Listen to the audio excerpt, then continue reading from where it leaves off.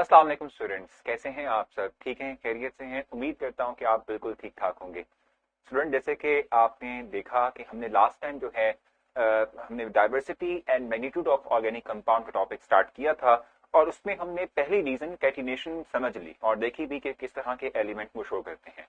तो आज का ये जो लेक्चर है ये उसी टॉपिक को हमने कंटिन्यू करना है और आज हम मजीद 3 और डिफरेंट कहने रीजंस तलाश करेंगे, देखेंगे कि क्यों इतने ज्यादा ऑर्गेनिक कंपाउंड हमारे नेचर में मौजूद हैं। सो पहली रीजन हमारे पास हम जो आज देखने वाले हैं उसमें हम आइसोमेरिज्म पढ़ेंगे, दूसरा हम पढ़ेंगे कोवेलेंट बॉन्ड की स्ट्रेंथ और तीसरा हम देखेंगे कि मल्टीपल बॉन्ड्स जो हैं between the atoms, carbon atoms जो बना सकता है, ठीक है, वो भी एक रीजन हो सकती है। तो कैसे होगी? तो जी स्टूडेंट, पहला जो पॉइंट इस वक्त आज हम डिस्कस कर रहे हैं वो है isomerism.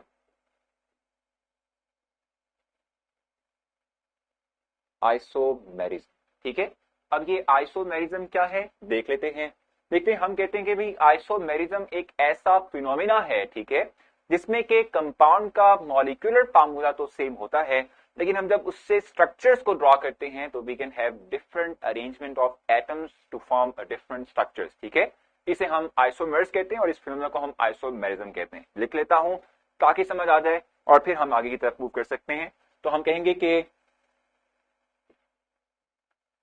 the phenomena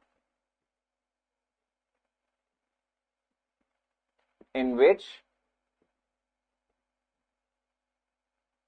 compound having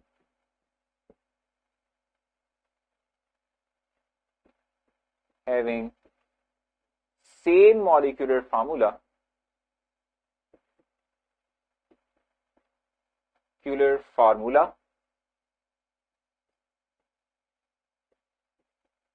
but different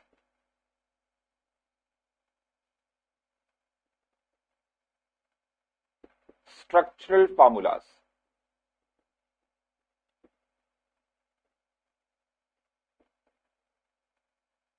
ठीक है जी। बहुत सिंपल, वो फिनोमिना के जिसमें हम कहते हैं कि कंपाउंड जो है उनके मॉलिक्यूलर फार्मूला तो सेम है, हम जब कंपाउंड का स्ट्रक्चरल फार्मूला राइट करना चाहते हैं तो we can have different structures, ठीक है, form structural forms. The structural forms are called isomers and the phenomena is called isomerism. इसको हम आइसोमेरिज्म कहते हैं। बहुत सिंपल सी एग्जांपल, हम कहते हैं कि जी वी हैव C4H10, ये मॉलिक्यूलर फार्मूला है और आप जानते हैं कि जब 4 कार्बन की बात हो तो ब्यूटेन होता है, ठीक है। तो इसके दो स्ट्रक्चरल फॉर्म्स हैं, एक है ये जिसमें कि आप लिखते हैं N ब्यूटेन, ठीक है, ये N ब्यूटेन है। और इसकी अगर हम बात करें तो ये एक फॉर्म हो सकती है इसकी, दूसरी फॉर्म हो सकती है इसकी ये,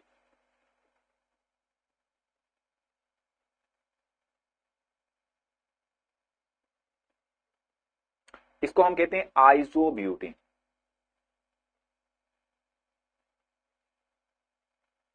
ये दूसरी स्ट्रक्चरल फॉर्म है।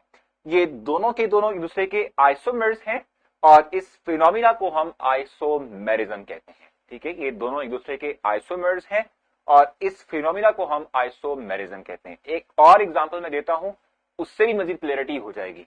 For example,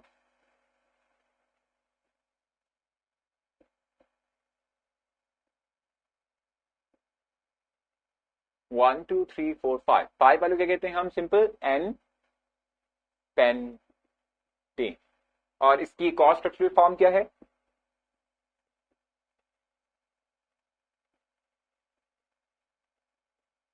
one two three four five, की फाइव ही है, इसको कहते हैं आइसो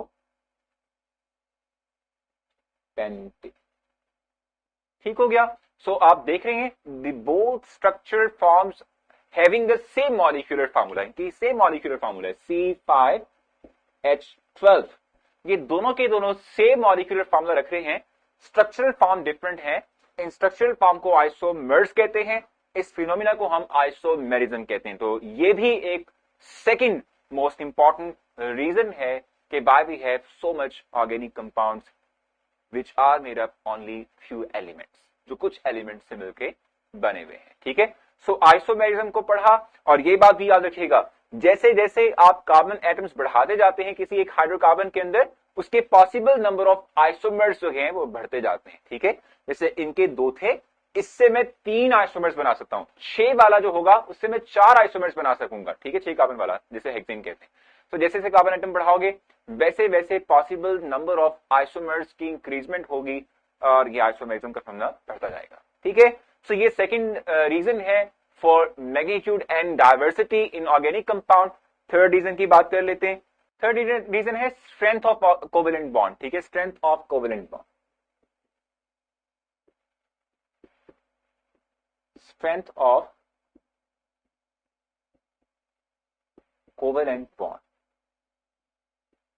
ठीक है जी, जहां तक इसकी बात है, जैसे हमने बात डिस्कस भी की थी, हमने जो कैटिनेशन की बात की थी, कार्बन कार्बन बॉन्ड जो है वो बहुत स्ट्रांग होता है। ठीक है, रीजन क्या है? देखो, जितना ज्यादा हमारे पास एटम्स जो कि आपस में बॉन्ड बना रहे होते हैं, इनका साइज सिमिलर और छोटा होता है, उतना ही स्ट्रांग बॉन्ड बनता है। ठीक है, तो चूंकि कार्बन एटम छोटा एलिमेंट है और अपने ही तरह के कार्बन एटम से मिल रहा है, यानी सिमिलर काइंड ऑफ साइजेस हैं दोनों एटम्स के, तो हम कहते हैं कि इनके दरमियान जो लिंकेज बनती है बहुत स्ट्रांग बनती है, एक स्ट्रांग बॉन्ड क्रिएट हो जाता है। तो स्ट्रांग बॉन्ड क्रिएट होने की वजह से भी हम कहते हैं कि there is so much diversity in covalent compounds. ठीक हो गया। और लास्ट पॉइंट जो कि हम कहते हैं कि मल्टीपल बॉन्ड फॉर्मेशन की बात हम करते हैं, multiple bond formation, bond formation. तो जहां तक इसकी बात है, हम ये बात कहते हैं कि मल्टीपल बॉन्ड्स का मतलब होता है कि डबल बॉन्ड क्रिएट होना, ट्रिपल बॉन्ड क्रिएट होना, इसको हम मल्टीपल बॉन्ड्स कहते हैं। तो carbon have ability to form 4 bonds in a single way. ठीक है, एक वक्त में 4 बॉन्ड आता है। ठीक है, तो वो सिंगल कार्बन कार्बन बॉन्ड भी हो सकता है, it can be double bond और it can be triple bond, यानी कार्बन कार्बन सिंगल बॉन्ड भी बन सकता है, कार्बन कार्बन डबल बॉन्ड भी क्रिएट हो सकता है, even carbon carbon triple bond भी क्रिएट हो सकता है। ठीक है, सो उनके कार्बन की ये एबिलिटी है कि वो मल्टीपल बॉन्ड्स क्रिएट कर सकता है। ठीक है, विद अनदर कार्बन एटम।